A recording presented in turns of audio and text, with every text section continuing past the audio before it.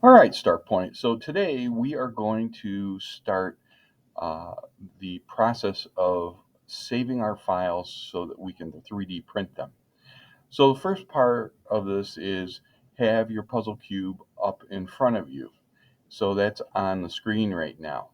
Now the next thing is I need to use a tool called Save As.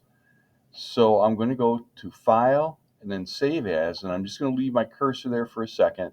Now I'm going to click on Save Copy As. So I hit Save Copy As. Now, what you need to do is you need to go to your H drive and find the folder where you're keeping your puzzle cube pieces, and then go to your first puzzle cube piece. And down here where it says File Name, you're going to change its name to the color that you want that to be. The list of colors is up on the board.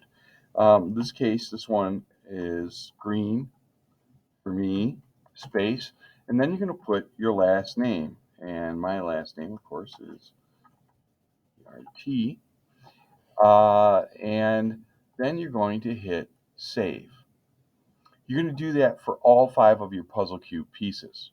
Now, once you have that done, I'm going to go to my puzzle cube parts here, and you're going to see in your list of on the H drive the name of the color and your last name.